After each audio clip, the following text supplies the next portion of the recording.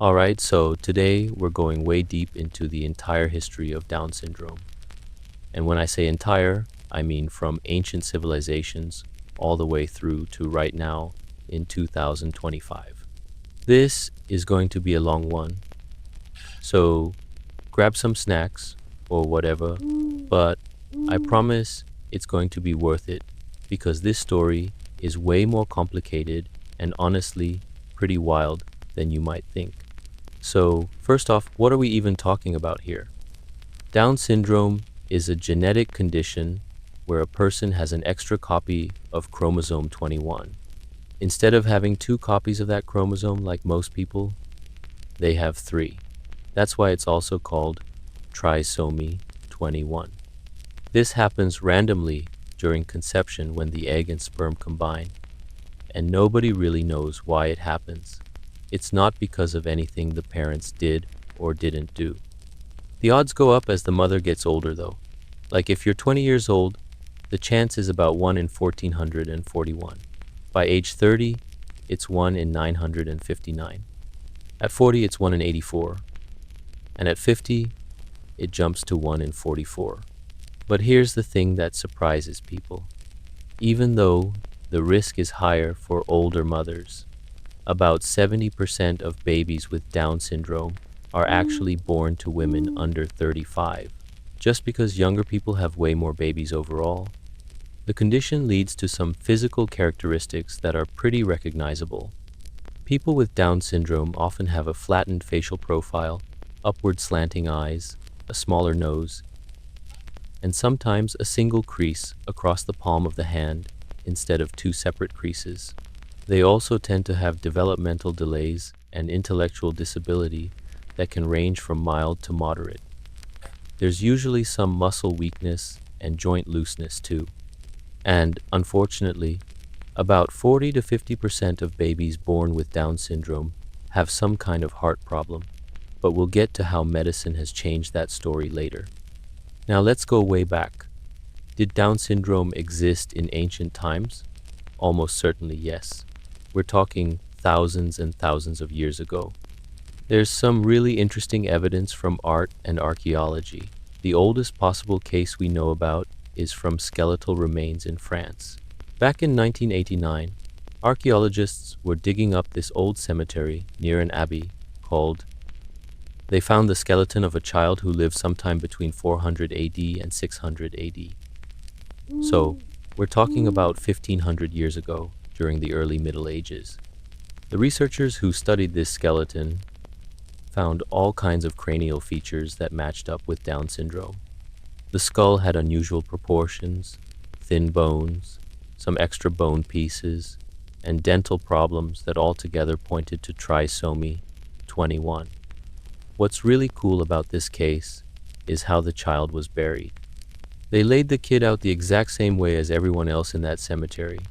Face up, head pointing west, feet pointing east, hands under the pelvis. There was nothing different about the burial at all. The researchers think this might mean the child wasn't stigmatized or treated badly during life. That's pretty remarkable for 1500 years ago. But wait, there's possibly even older evidence. Some researchers think certain art from really ancient civilizations might show people with Down syndrome. There are clay figurines from the Olmec culture in Mexico, and there's pottery from the Tumaco La Tolita culture in what's now Colombia and Ecuador that might show Down syndrome features too. An Egyptian figure published in 1986 might also depict someone with the condition. Now, we have to be careful here because you can't diagnose someone from a piece of art, right? Artists weren't trying to be medically accurate.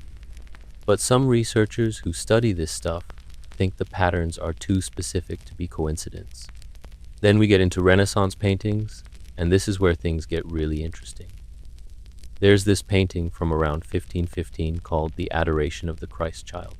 It's by an unknown Flemish painter, and it's now in the Metropolitan Museum of Art in New York. In this nativity scene, there's an angel standing next to Mary, and this angel has features that look a whole lot like Down syndrome. The face is flattened in the middle, There are upward slanting eyes, a small upturned nose, and the mouth turns down at the corners. The hands are crossed over the chest, and the fingers are short. There's also a shepherd in the background who seems to have similar features. Some researchers have written papers about this painting, and they think it's one of the earliest clear European depictions of Down syndrome. Why would someone paint an angel with Down syndrome? That's the fascinating question. Maybe the artist or the patron of the painting knew someone with the condition and wanted to honor them. Maybe they saw something special or Christ-like in people with intellectual disabilities. We don't really know for sure. There's also work by Andrea Mantegna, the Italian Renaissance painter. He did a painting called Virgin and Child around 1460. Some people think the child in that painting shows features of Down syndrome. Here's where it gets personal. Mantegna's patron, the Duke of Mantua, had a son with some kind of unidentified condition, and Mantegna himself had 14 children, and apparently one of them had an unidentified condition too. One historian suggested that maybe both the Duke and the artist shared this experience of having children with disabilities, and maybe they both saw qualities like love, tenderness, and gentleness in these children that reminded them of Christ. The thing is, for most of human history, nobody understood what this condition actually was. There was no medical name for it, no explanation. Different cultures probably had different ways of thinking about people with intellectual disabilities. In medieval Europe, people with disabilities were often seen through a religious lens. It really depended on where and when you lived. Alright, so now we jump forward to the 1800s, and this is where the medical story really begins. We need to talk about a guy named John Langdon Down. He was born in 1828 in a small town in Cornwall, England, the youngest of 7 kids. His dad ran a grocery store and pharmacy, and young John worked there from a pretty early age. But when he was 18, something happened that would shape his entire life. He was out walking with his family one day in 1846, and he saw a girl who looked really different in a way he'd never seen before. Her appearance struck him so much that he decided right then and there his father wasn't happy about that decision at all. After his dad died in 1853, John finally got to pursue his dream. He went to the London Hospital Medical School at age 25, and get this, he absolutely crushed it.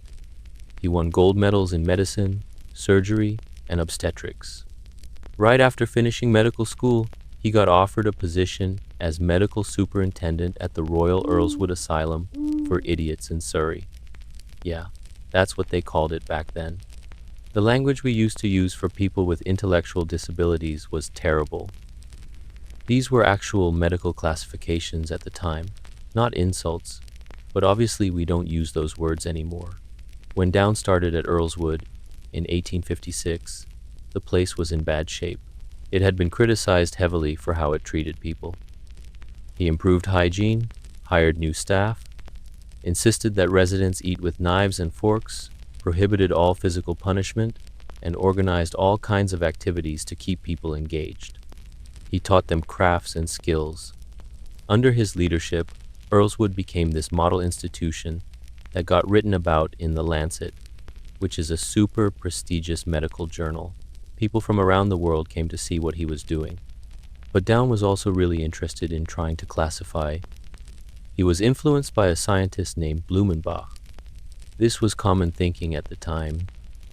Down started examining his residents very carefully. He measured their heads, looked at their palates and tongues, and took lots of photographs.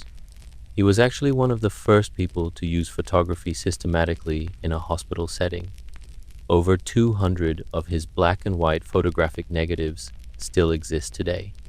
In 1862, he noticed something. He found 16 residents whose tongues looked swollen and had these furrows across the top, and these 16 people all looked remarkably similar to each other. He wrote that they could be taken for members of the same family. Then in 1866, in this paper, he described different groups of people with intellectual disabilities and connected them to what he saw as different racial types: Caucasian, Ethiopian, Malay, American Indian, and Mongolian. For the group we now call Down syndrome, he used the term Mongolian idiot. He thought people with this condition had facial features that resembled what he believed were Mongolian racial characteristics. Now, this is obviously super problematic from a modern perspective, and we'll talk about how that terminology eventually got changed. But here's an interesting twist. Down actually believed that the existence of this condition proved that all human beings were related to each other. He argued that if a disease could make European children look like they were from another race, then racial differences couldn't be that deep or meaningful. So, in a weird way, he was using this to argue against racism, even though his terminology was itself based on racial stereotyping. It's complicated. What Down did get right, Down showed that they formed a specific group with specific characteristics. That was actually a huge contribution. He kept working on this research and advocacy for people with disabilities for the rest of his life. In 1866, he published more work on intellectual disability, including a book in 1887 based on lectures he gave at the Medical Society of London. He died in 1896 at age 67. Here's a touching detail.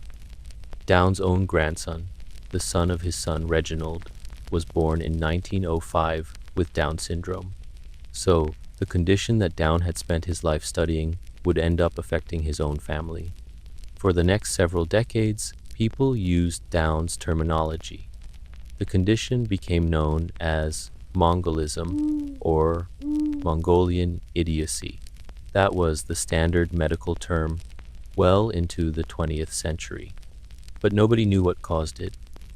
Others thought it was caused by injuries during birth, or maybe infections during pregnancy, or something about the mother's age. Nobody had the right answer because nobody understood genetics yet. So let's fast forward to the 1950s. This is when the story takes a huge turn. In 1956, two researchers in Sweden proved that humans have exactly 46 chromosomes. That might not sound like a big deal. Once that was established, researchers could start counting chromosomes in people with different conditions to see if anything was off. Now we need to talk about a French researcher named Jérôme Lejeune. He was born in 1926 in the suburbs of Paris.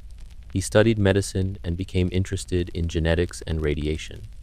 He was actually an international expert on the effects of atomic radiation on genetic material. In the 1950s, he started working in a lab run by a professor named Raymond Turpin at a hospital in Paris. This lab was interested in intellectual disabilities, and they had access to patients with what was then called Mongolism. There was also a woman named Marthe Gautier working in that lab. She's really important to this story, and for a long time, she didn't get enough credit. Gautier had spent time in the United States learning new techniques for growing human cells in culture. This was cutting-edge stuff. You could take a tissue sample from someone, grow the cells in a lab, and then look at the chromosomes under a microscope when the cells were dividing. Gautier set up the first cell culture lab in France with very limited resources. She was the one who had the technical expertise to actually do this work.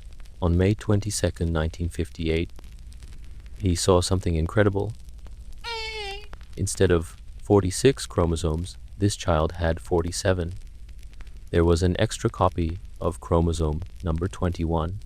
He kept looking at more samples from people with the condition, and they all had that same extra chromosome. This was the answer. This was the cause. The team published their findings on January 26, 1959, in the Journal of the French Academy of Sciences. The paper listed Lejeune as first author, Gautier as second author, though they misspelled her name as Gautier, and Turpin as the senior author. They called it Trisomy 21. Now here's where things get controversial. For decades, Lejeune got almost all the credit. He became famous, won awards, gave talks all over the world. He even won the Kennedy Prize in 1962 and received it personally from President John F. Kennedy. But later in her life, Gautier spoke up and said, "Hey, I actually made the slides that showed the extra chromosome." She said Lejeune took her slides, supposedly to photograph them for her, but then presented them as his own work at conferences. She felt like her contribution got erased. In 2014, the Scientific Council of the French Federation of Human Genetics gave its Grand Prize to Gautier for her role in the discovery. So now historians recognize that this was a team effort, with Gautier's technical skills being absolutely crucial. Whatever the exact credit split should be, the discovery changed everything. It wasn't about moral failing or divine punishment or birth injury. It was a random chromosomal error that happened during conception. This was the first time anyone had ever connected a chromosome abnormality to a developmental disability. It opened up an entire new field called cytogenetics. After that, researchers found other chromosomal conditions too. Lejeune himself discovered Cri-du-Chat syndrome in 1963, which is caused by a missing piece of chromosome 5. He found other trisomies in the 1970s. The field exploded. But we need to talk about what life was actually like for people with Down syndrome during most of the 20th century, because it was awful, like genuinely horrifying. Starting in the late 1800s and early 1900s, the eugenics movement took off in America and Europe. Eugenics was this idea that you could improve the human race by controlling who was allowed to reproduce. It sounds crazy now, but it was seen as progressive and scientific at the time. Lots of educated people supported it. People with intellectual disabilities were specifically targeted. They were called the unfit. Society decided these people couldn't contribute anything valuable and shouldn't be allowed to have children. In 1907, Indiana passed the first forced sterilization law in the United States. It targeted criminals, but also people labeled as idiots and imbeciles. Other states followed. By the time this practice ended, the big legal moment came in 1927 with a Supreme Court case called Buck versus Bell. A woman named Carrie Buck had been institutionalized and had given birth to a child out of wedlock. The state of Virginia wanted to sterilize her. The case went all the way to the Supreme Court, and Justice Oliver Wendell Holmes wrote the opinion upholding the forced sterilization law. He wrote, and this is a real quote, "3 generations of imbeciles are enough."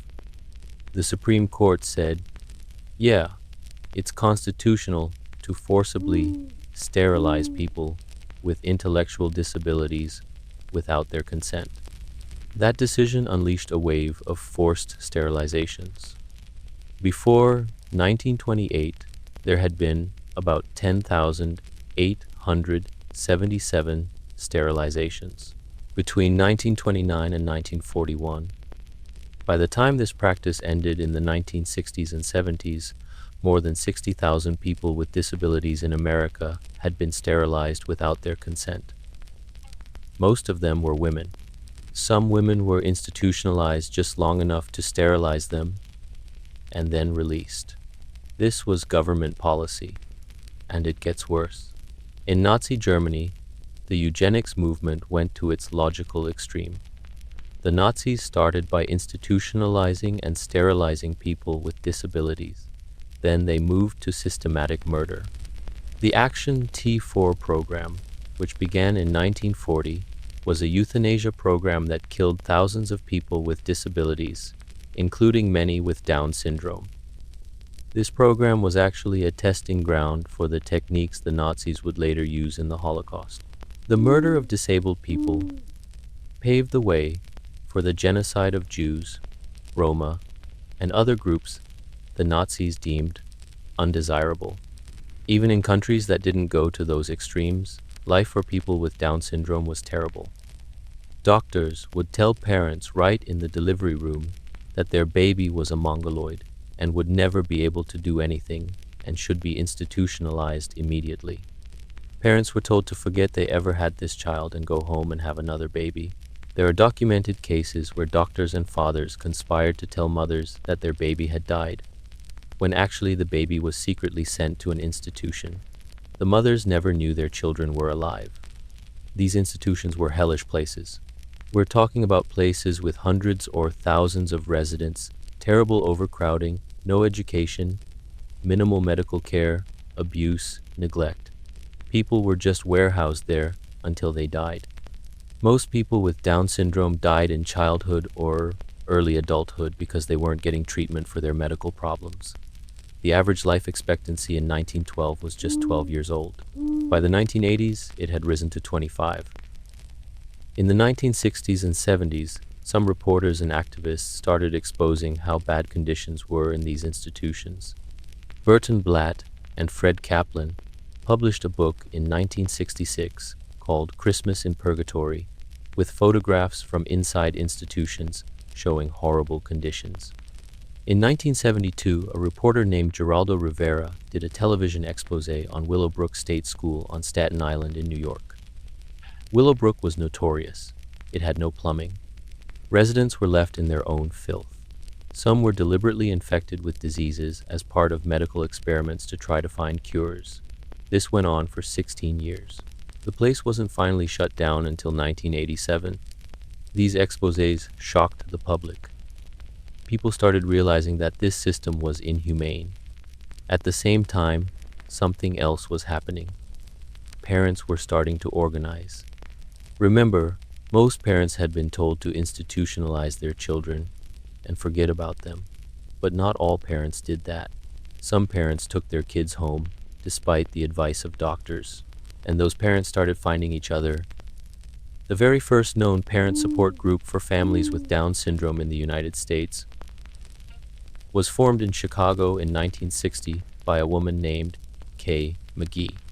Her daughter Tricia was born with Down syndrome that year, and her pediatrician told her to institutionalize the baby.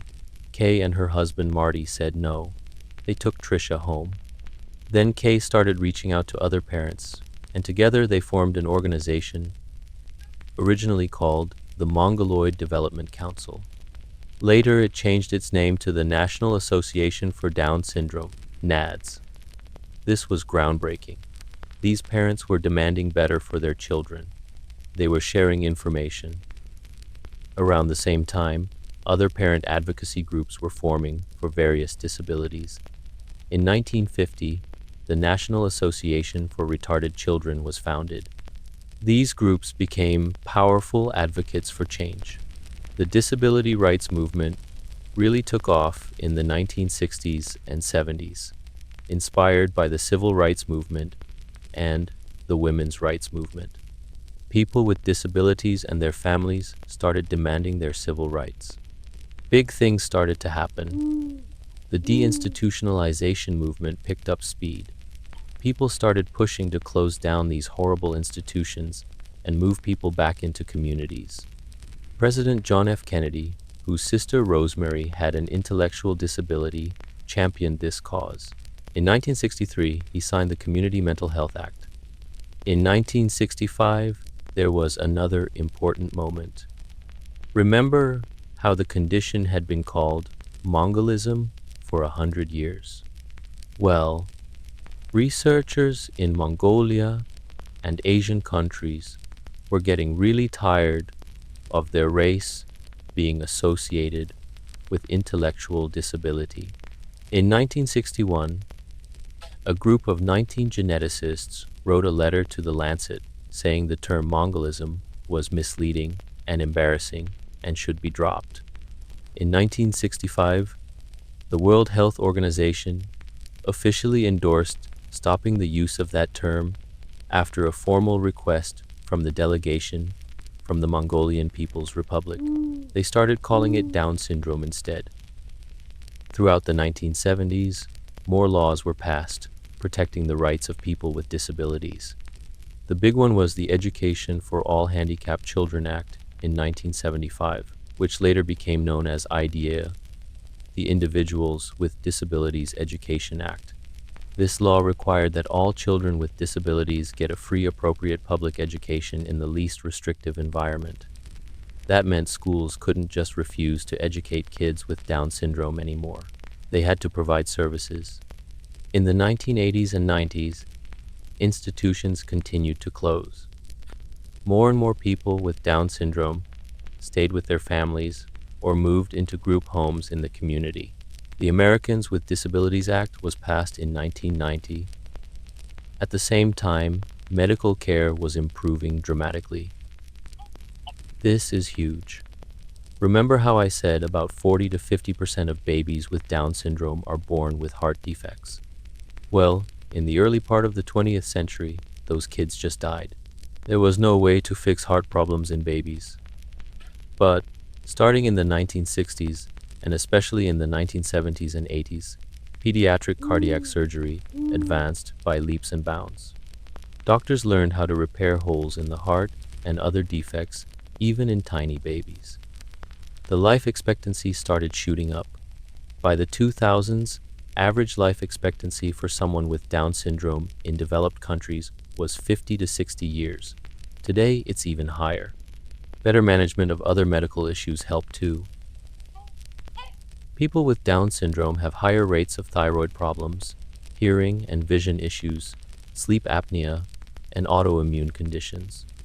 As doctors got better at screening for and treating these problems, quality of life improved. There's also been increasing focus on early intervention. The idea is that if you start therapy services like speech therapy, physical therapy, and occupational therapy really early in life, kids with Down syndrome can develop better skills. Education has improved too. It used to be that kids with Down syndrome were either in institutions or in separate special education classrooms where they barely learned anything. Now there's a big push for inclusive education, where kids with Down syndrome learn alongside typically developing kids in regular classrooms with supports. Research shows that kids in inclusive settings tend to have better academic outcomes, better language development, and better social skills. They learn from their peers. And the typically developing kids benefit too because they learn about diversity and inclusion. Not all schools do this well yet, and there's still a lot of work to do. But the trend is toward inclusion. More people with Down syndrome are learning to read and write. IQ scores have gone up over the past few decades. Some people with Down syndrome are graduating from high school. Some even go to college programs designed for students with intellectual disabilities. There are people with Down syndrome who are authors, actors, models, business owners, and athletes. They're living much richer, fuller lives than was ever thought possible.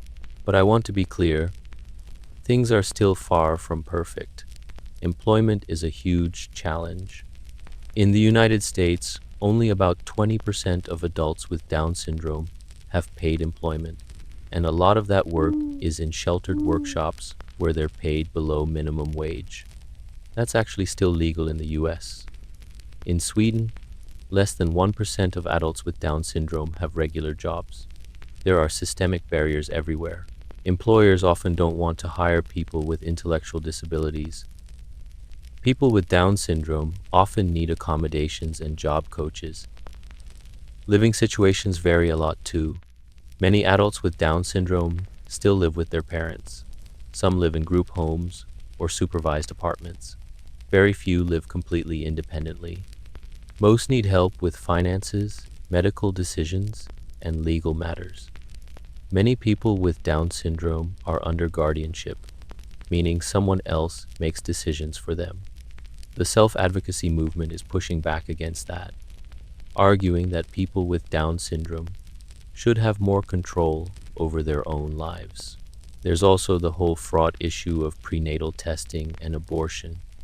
So, remember how in 1959 they discovered that Down syndrome is caused by an extra chromosome? Well, amniocentesis, where they stick a needle through the abdomen into the amniotic sac to get fetal cells, started being used in the late 1960s to diagnose Down syndrome prenatally. If the test came back positive, this became routine. By the 1970s and 80s, pregnant women over age 35 were routinely offered amniocentesis because that's when the risk goes up significantly. Then in the 1990s, and in 2011, a new kind of test called non-invasive prenatal testing, or NIPT, became available. This is just a blood test that analyzes cell-free fetal DNA in the mother's blood. It can be done as early as 10 weeks into pregnancy, and it's very accurate for detecting trisomy 21. It doesn't have the small risk of miscarriage that amniocentesis has. All of this means that most pregnancies with Down syndrome are now detected before birth. And when they are, most are terminated. The exact numbers vary by country, but we're talking about really high rates. In the United States, studies suggest that when Down syndrome is diagnosed prenatally, in Denmark it's 95%. In Iceland it's close to 100%. This is deeply controversial. People in the Down syndrome community and disability rights advocates see this as a form of modern eugenics. They argue that society is saying people with Down syndrome shouldn't exist. They point out that people with Down syndrome can live good lives. They have relationships, they have jobs, they contribute to their communities, they experience joy, their families love them. But the high termination rates send a message that their lives aren't worth living. On the other side, some people argue that this is about reproductive autonomy and the rights of pregnant people to make their own choices. They say it's not about whether people with Down syndrome have value. Raising a child with Down syndrome does require more time, energy, and financial resources. There are lifelong medical appointments, therapy sessions, educational advocacy. Some people worry that even offering widespread prenatal testing, they worry that doctors present the diagnosis in overly negative ways, giving outdated information about what life is like for people with Down syndrome today. There are documented cases where doctors have told parents that people with Down syndrome can't do anything, will be a burden, will ruin their family, when that's just not accurate. There's a big push now for balanced counseling. There are also concerns about what happens to research and services if fewer people with Down syndrome are being born. Some countries have seen significant drops in birth prevalence. Does that mean less funding for services and research because there are fewer people who need it? And what does it mean for the people who are born with Down syndrome if they're part of a shrinking population? These are hard questions without easy answers. Different people come down in different places based on their values about disability, reproductive rights, individual choice, and societal responsibility. Let's talk about where we are now. Today, people with Down syndrome are living longer and healthier lives than ever before in history. Medical care continues to improve. There's a lot of research happening right now into the specific health challenges associated with the extra chromosome. For example, people with Down syndrome have very high rates of developing Alzheimer's disease, and they develop it earlier than the general population. Researchers are studying why this happens because understanding the connection might actually help treat Alzheimer's in the broader population too. There's also research into whether it might be possible to somehow silence the extra chromosome or reduce its effects. This is still really early stage stuff, but scientists are exploring different approaches. Some people in the Down syndrome community are skeptical about this research, worrying that it sends a message that Down syndrome is something that needs to be cured or eliminated. Others are hopeful that it might lead to treatments for some of the medical problems. In terms of rights and inclusion, there's been real progress, but also a lot of work still to do. The self-advocacy movement is growing. There are more people with Down syndrome speaking up for themselves, serving on boards of organizations, giving talks, making their voices heard. The message is nothing about us without us. People with Down syndrome Social media has been interesting too. There are lots of families sharing their lives online, showing what it's really like to raise a child with Down syndrome. Some of this is positive, helping to combat stereotypes and show that people with Down syndrome are just people living their lives. Some people worry about privacy issues and whether children with disabilities are being exploited for content. Pop culture representation has increased a bit too. There have been more characters with Down syndrome in TV shows and movies, and increasingly, those roles are being played by actors who actually have Down syndrome, which is important for authentic representation. Inclusive education is expanding, though it's still not the norm everywhere. The research is pretty clear that inclusion benefits everyone when it's done right, but it requires proper training for teachers, appropriate supports, and a commitment from the whole school community. Employment programs are developing. There are examples of companies that have successfully hired people with Down syndrome and provided good training and support. Some hospitals have developed employment programs specifically for people with Down syndrome. These programs show that when you actually invest in supporting workers with intellectual disabilities, they can be productive, reliable employees who contribute meaningfully to the workplace. But again, these are still the exception rather than the rule. Most adults with Down syndrome are unemployed or underemployed. Sheltered workshops, where people are paid pennies per hour, are still common. There's so much work to do. Looking at the arc of history, the transformation is pretty staggering. We've gone from a condition that wasn't even medically identified until 1866 to understanding its chromosomal cause in 1959, to a situation today where people with Down syndrome are graduating high school, getting jobs, living in their communities, and advocating for themselves. The life expectancy has gone from 12 years in 1912 to over 60 years now. That's because of medical advances, because of deinstitutionalization, because of laws protecting rights, because of parent advocacy, because of self-advocacy, because of changing attitudes. At the same time, we've gone from forced sterilization and institutionalization to a situation where most pregnancies with Down syndrome are being terminated based on prenatal testing. We have to grapple with that tension. Society says it values people with Down syndrome more than ever before, but also most families choose not to bring them into the world when given advance notice. So where do we go from here? That depends on a lot of factors. It depends on continued advocacy for rights and inclusion. It depends on whether employment opportunities expand.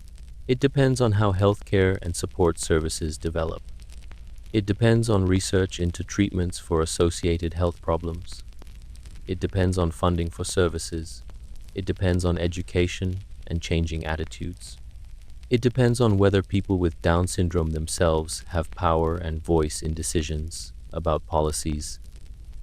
The history of Down syndrome is a history of how societies think about disability, about normalcy, about who deserves to exist and thrive.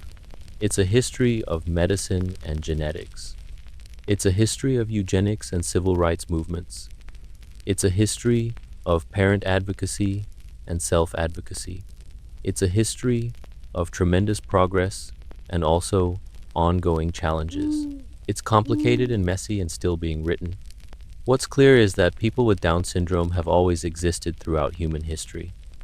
They've been part of our communities, whether we recognize them as a distinct group or not. The question has always been how we treat them, what opportunities we give them. For most of history, the answer has been no, we don't. The 20th century saw some of the worst treatment imaginable: forced sterilization, institutionalization, murder. It also saw the beginning of real change: parent advocacy, disability rights, medical advances, inclusion. We're in a weird spot right now where things are better than they've ever been for people with Down syndrome who are born, but where fewer people with Down syndrome are being born because of prenatal testing. That paradox is going to continue to shape the future of this story. Okay, so that's the history.